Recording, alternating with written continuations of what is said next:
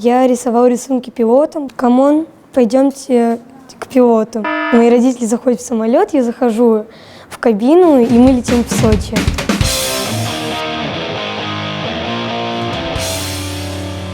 Готовлюсь к специальному университету в Лондоне. Он находится не в самом Лондоне, а находится, если не ошибаюсь, в городе Ворсинг. Он находится на набережной. Вот. Мне переслали бланк, где я должен был рассмотреть, рассказать о себе, какие языки изучал, в какие страны ездил. И там рассказывать о городе Ворсинг. Очень красивый город, я посмотрел, он маленький, такой уютненький. Вот. Знаю, что будут нас забирать, как в американских фильмах, автобусы будут приезжать за нами и прямо в университет. То есть, это уже другие такие автобусы, не общественные, а специальные университеты. Мы поедем учиться, это обычный университет, но мы будем учиться именно как дети, как практика английского языка. Я хочу стать пилотом, и это очень важно знать некоторые языки, потому что кто знает, что может случиться. Могут задержать рейс в какой-нибудь стране, где никто не говорит ни по-русски, ни по-английски. А как я знаю, испанский – это самый популярный язык для изучения после английского. И особо популярен в арабских странах. Ближний Восток, в Америке он еще очень популярен. И поэтому я хочу самых два популярных языка изучать – английский и испанский. Придется, конечно, в армии на истребителях летать, чтобы была практика. И после этого я знаю, что точно уже возьмут в пилоты. Я всегда говорю людям что ты путешествуешь, помогаешь людям, и при этом тебе за это платят. Это лучшая работа. И я помню, когда мне было в возрасте 7, 8, 9, 10 лет и так далее, я рисовал рисунки пилотам, бортпроводникам. То есть я даже специально смотрел в интернете, специально заходил на сайт, смотрел, какой у нас будет самолет, на какой мы полетим, считал количество всех бортпроводников, пилотов и всем рисовал рисунки. Я помню, мы с папой летели в Италию, и там я отдал рисунок, как обычно, и все, и сел. Мы уже подготовились к взлету, все стюардессы ходили, и ко мне стюардесса подходит и говорит, что на английском, что «камон, пойдемте к пилоту». Прям я сначала говорю, нет, спасибо, я так прям стеснялся, я был очень стеснительным, и меня весь самолет практически уговаривал, и я зашел, и мне так там понравилось, то есть эта атмосфера. Потом мне на 11 лет мама с папой подарили полет на авиатренажере. Мы специально ездили, в Москву, специально в торговый центр, я, честно говоря, не помню какой. И там настоящий был командир. Мы зашли с ним в кабину, я выбрал себе самолет Boeing 737. Почему именно его?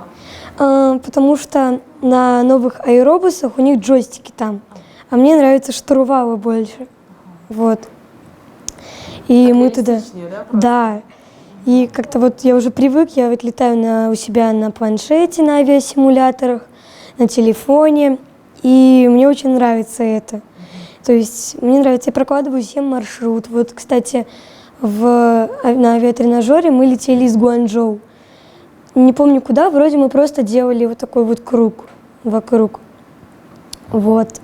Мне очень понравилось, я прям благодарю родителей. Когда впервые в жизни ты понял, что ты хочешь именно стать пилотом? Когда это случилось? Когда я первый раз полетела на самолете. Наверное, маленьким совсем тогда был? Да, мы летели в Египет, я помню. И это был мой первый раз, прям мне так понравилось там. Уже через 2-3 полета мне так уже прям хорошо нравилось. И я думаю, я спросила у мамы, я думала, что самолет сам летит. И спросила у мамы, кто его водит. Мама сказала пилот. Я сказала, что хочу стать пилотом. Я уже знаю даже, какие предметы я буду сдавать на ЕГЭ и ОГЭ, в какой университет поступлю. Я поступлю в Международный авиационный университет, не, Московский авиационный университет, МАУ. В школе мне нужно будет сдать физику, математику, ну, алгебру, геометрию, если не ошибаюсь. Мне рассказывали, что в Чехии можно учиться бесплатно, но при этом нужно знать чешский язык. Я еще не знаю. Говорят, что там есть тоже хорошая летная школа. Но я не знаю, мне как-то вот в России хочется, потому что вот, ну, мы с папой иногда часто ездим в Москву, и я вижу вот этот университет сам. И он прям недалеко находится от моего дома. И поэтому мне как-то вот уютнее, не знаю, как сказать. Знаете, почему самолет называется самолетом? Сам летит? Да, видите, вы ничего не делаете, а он сам летит. То есть он не требует постоянного движения штурвала. Можно включить автопилот, но он сейчас у нас выключен, он летит просто сам за счет законов физики.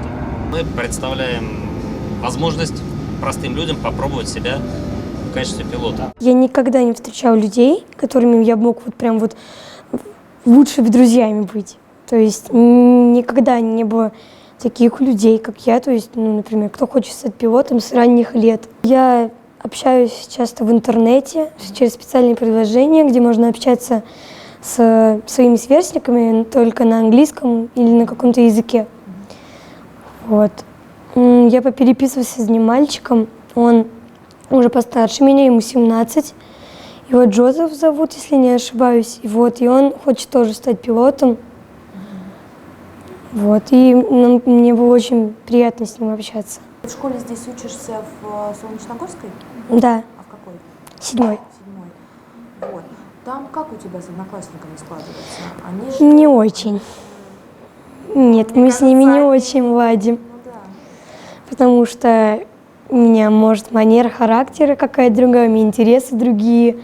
То есть мне вот даже вот в садике никому не говорю, но мне нравилось играть с девочками в куклы, потому что там вот так вот я всегда вот они давали мне дом, я там все обустраивала, мне так все нравилось.